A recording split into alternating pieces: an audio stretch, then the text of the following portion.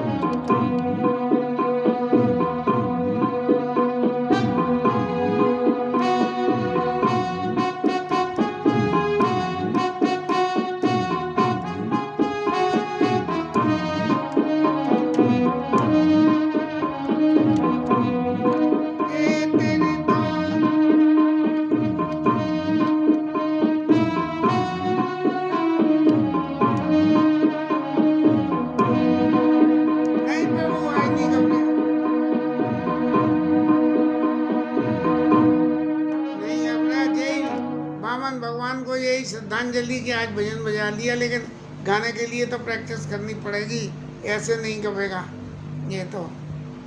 अब महाराज अपने कथा प्रसंग पे नित्य नियम पे आवे तो सतानंद पद बंदे प्रभो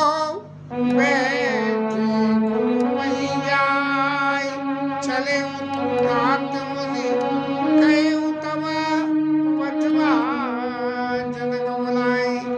अब राम जी लक्ष्मण जी जैसी मूर्तियां पुत्री का विवाह करने के लिए, तो एक बात तजुर्बा तो हमने भी किया कि पुत्री का विवाह करने जाओ तो जहाँ कोई लड़का सुंदर दिखे वहीं मन ऐसा अटक जाता है। अब यहाँ जनक जी महाराज तो इनका दर्शन करके विश्वामित्र जी से कह रहे थे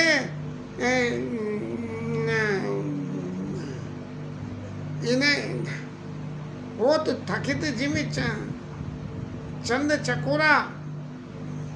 अरे बाप रे, याद आते आते गायब हो जाती है कि मेरा मन इनको देख के ऐसे थक रहे आए और जैसे कि चंद्रमा को देख के चकोर की आंखें स्थिर हो जाती हैं। और तो और सही बरबस ब्रह्म सुखई मन नहीं विलोकत आते हैं अनुरागा, और बरबस ब्रह्म सुखई मन तागा कि ये जो ब्रह्म के सुख का मनवर, मैं राजर्षि हूँ, मैं राजा भी हूँ, ऋषि भी हूँ, लेकिन फिर भी ब्रह्म के सुख को त्याग करने का इनको ना, तो ऐसे सुंदर कहना चाहिए बच्चों को या भगवान के स्वरूप को या जामाता स्वरूपों को दर्शन करने से जो जनक जी के हृदय में हर्ष हुआ होगा, उस हर्ष के से प्रेरित होकर सतानंद ऋषि को बुलाया और उनसे कहा कि महाराज आप जाके विश्वामित्र ऋषि को विनय करके दोनों भाइयों के समेत यहाँ ले आइए। और जब ये निमंत्रण विश्वामित्र जी को सतानंद ऋषि ने दिया, तब उन्होंने राम जी से कहा चलो तात मुनि कहे तब पठावा जनक बुलाए। महाराज जनक जी ने बुलाया है, आप चलिए।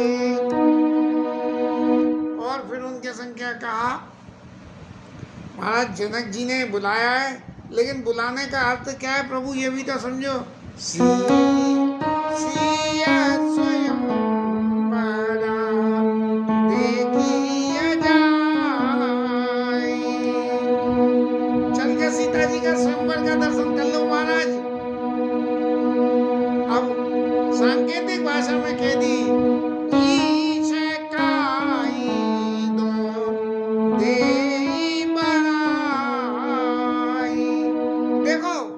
ईश्वर किसे बढ़ाई दे। इस स्वयंवर में सीता मैया की कृपा किसके ऊपर में हो। लेकिन तभी लक्ष्मण जी महाराज तो बहुत चतुर हैं और सब ये कहना चाहिए। हमारे राम किंकर जी महाराज कहते थे और संतों से भी सुना है, लक्ष्मण जी जीव धर्म के आचार्य हैं, यानी एक ऐसे आचार्य हैं कि जीव को कैसे जीना चाहिए वो रीति सिखाने वाले हैं। तो उन्होंने तुरंत ही बात को जो है पहचान लिया कि गुरुजी महाराज क्या कहना चाह रहे हैं। तो गुरुजी के मक्खन लगाते हुए लक्ष्मण जी महाराज बोले लखन कहा जस बाजन सोई नाथ कृपा तब जा पर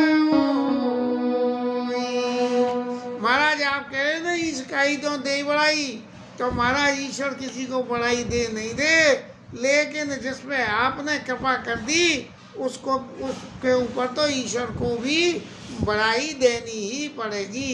अब जब ये बात सब लोगों ने ऋषि मुनिया जो संग में थे सबों ने सुनी तो सबको बड़ा सुख हुआ कि इतनी सुंदर जनक पुत्री, इतने सुंदर दशरथ पुत्र राम जी, यदि इन लोगों की जोड़ी बन जाए तो कितना सुंदर हो। पोने मोने वृंदा समेत कपाला देखा न चले धनुष मकसाना। अब ऋषि मुनियों को संग लेके और यज्ञ भूमि धनुष यज्ञ की जगह को देखने और राम जी महाराज, लक्ष्मण जी महाराज, विश्वामित्र जी और मुनि सब चल दिए। रंग भूमि आए दो भाई असुधि सब पुरवासी पाई।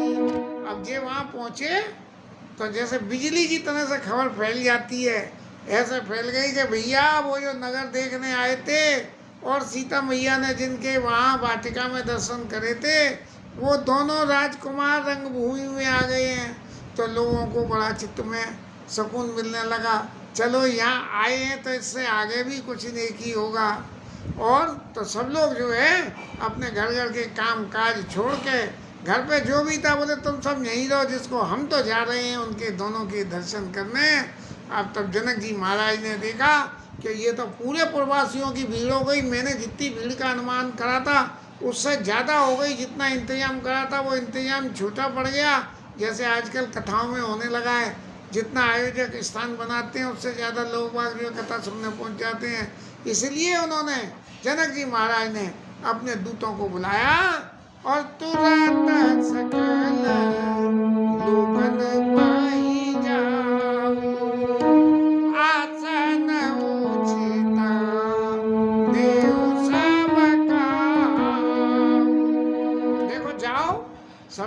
पास, और सबको उचित आसन देना।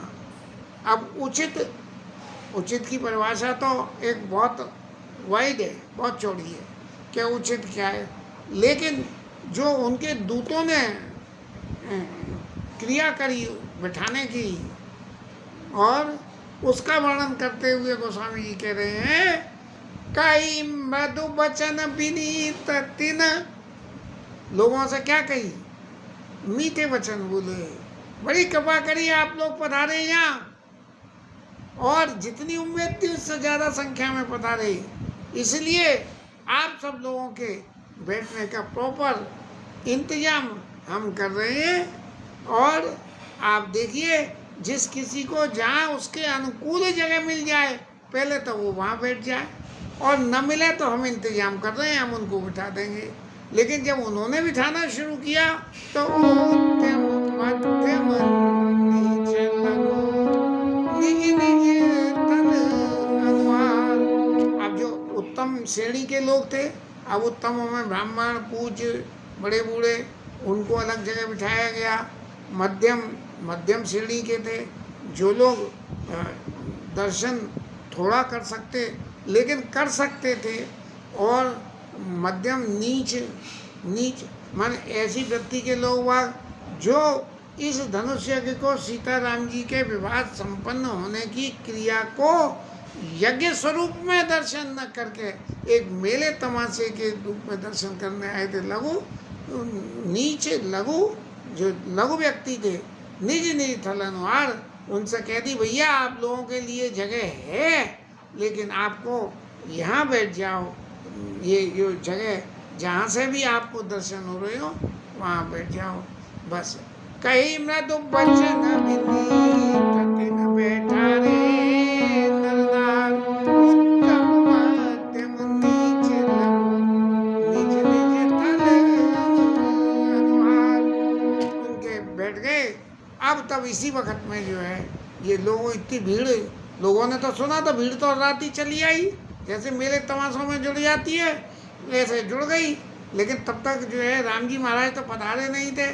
तब राजा कुमार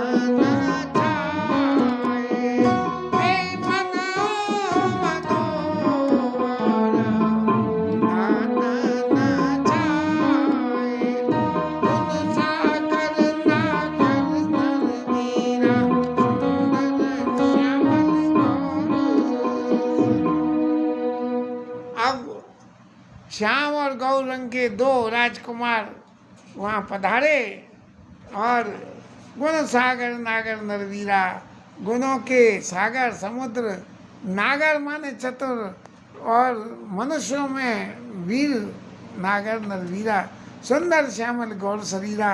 अब ऐसे सुंदर जब मूर्ति वहाँ पधारी तो सब लोग देख के बड़े खुश हो गए हैं। और राज समाज विराजा तरू रे, उठा न माओ जन जुग बिद पूरे। अब तो ऐसा लगने लगा राज समाज विराजत रूरे, इतनी जनता और उनके बीच में ये चमकते दमकते राजकुमार जैसे एलईडी लाइटें जला दी गई हों। उठगन माऊ जवनी जुग बिरे, उठगन माने बहुत करके चंद्रमा, शायद जैसे दो चंद्रोगी आए हों। उठगन हाँ चंद्रमा, उठगन माने चंद्रमा, जैसे दो चंद्रमा हुए आए हों इतने बड़े समाज मंडप में, और दो व्यक्ति ऐसे चमक रहे हैं जैसे चंद्रमा की तरह से। तो जब ये परिस्थिति देखी लोगों ने, माने एक तरह से कहना चाहिए कि सिनेमा हॉल में जैसे चारों तरफ अंधेरा करके अपनी स्क्रीन पे ही रोशनी रहती है, ऐसे ही हमारे प्रभु राम जी लक्ष्मण जी की छवि पे तो रोशनी और बाद बाकी सब जगह में अंधेरा। उड़गन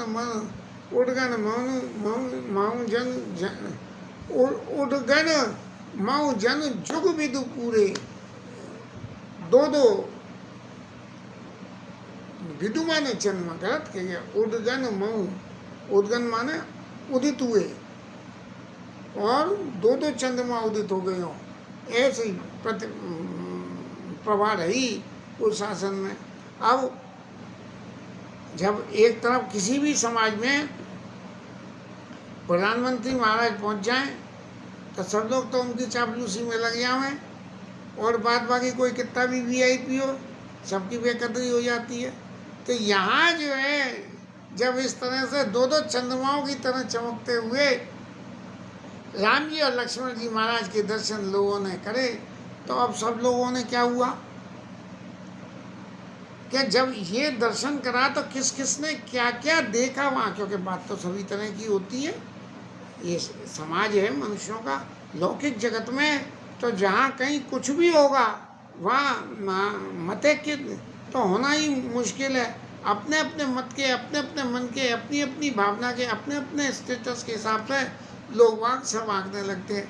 अरे भाई किसी के विवाह फंक्शन में गए, यार क्या सजावट कराई है, एक आदमी तो ये कह रहा है, दूसरा कह रहा है यार क्या सजावट कराई है, सत्यानाश कर दिया।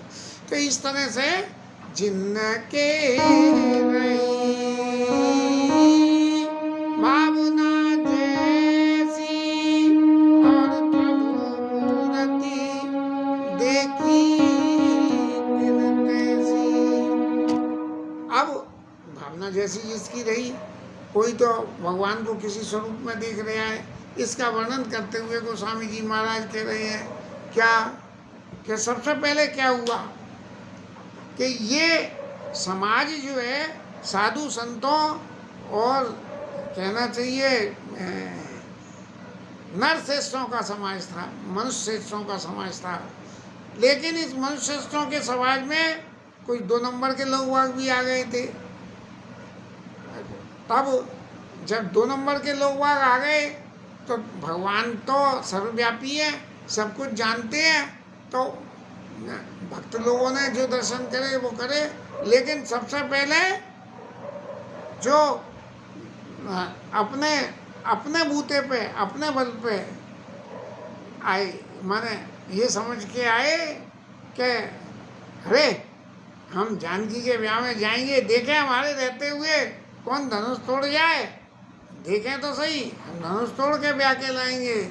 वो एक रामलीला में देखा करते थे, धनुष मेरे चाचा, धनुष मेरी अम्मा, तनुकुट चाहिए, हंसी मजाक की बात थी। तो जिनकी भावना जैसी प्रभु मूर्ति देखी तिन तैसी। क्या देखी? तो सबसे पहले कौन का नंबर आया? बोले वो आया उनका नंबर जो कुटिल लोग थे, जो इस दुर्भावना से आए थे कि हम पे तो धनुष नहीं टूटेगा, लेकिन जिस पे धनुष टूट गया और उनकी लड़ाई हुई तो हम बीच में से ही लेके जानकी को सटक जाएंगे। तो डरे कुटिल जापा प्रभु निहारी, प्रभु निहारी, मनौ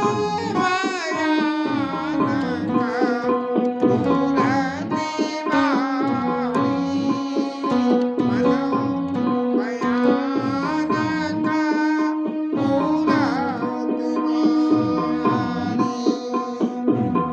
अब जो सबसे पहले जो दुष्ट स्वरूप थे उन्हें दर्शन हुए भगवान के, कि ये भगवान जो तो बड़े भयानक है, लोगों को तो बड़े सुंदर और श्यामल गौरतन विश्व विलोचन चोर लोगों को दिख रहे हैं, और इन्हें जो है भयानक मूर्ति दिख रही है।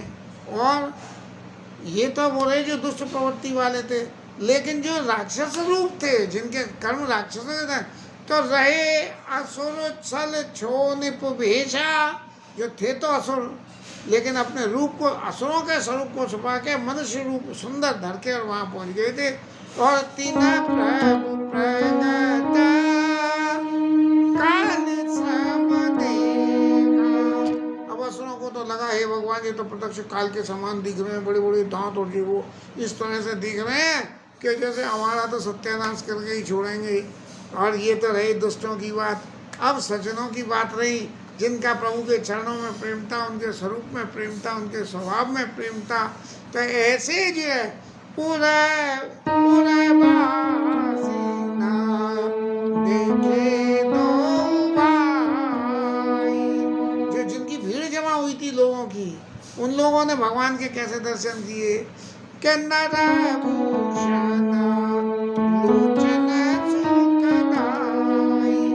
ऐसा लगा कि ये मनुष्यों में आभूषण है, इनके जैसे इतने सुंदर है कि इनके बराबर होना। नरभूषण और लोचन सुखदाई, नेत्रों को सुख देने वाली हैं। ये व्यवस्था तो रही पुरुषों की। अब माताओं का नंबर आया, जो वहाँ पहुँच गई और पहुँच के दर्शन कर रही हैं। तो नारी बिलो कही हरसैया निज निज रुचि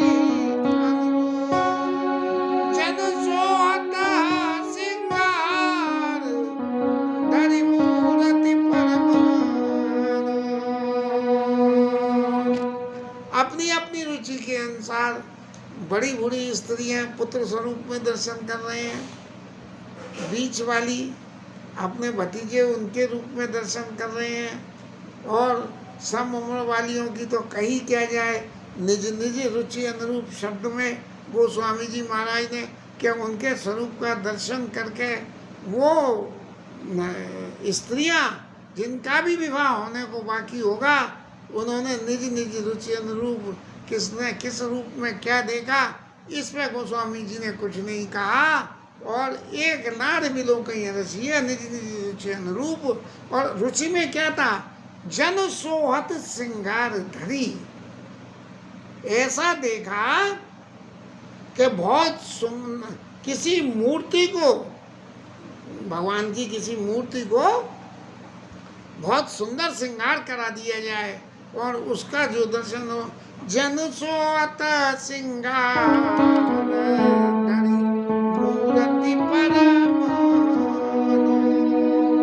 ऐसे आंखों में जाके बस गए सामने दर्शन करके कि जैसे ये कितनी सुंदर मूर्ति है। अब माताओं ने तो ये दर्शन कर लिया, लेकिन फिर अभी और भी लोग बाग उस समाज में थे जिन्होंने उस दर्शन को किया। इस प्रसंग को फिर आगे लेंगे। हरि नाम की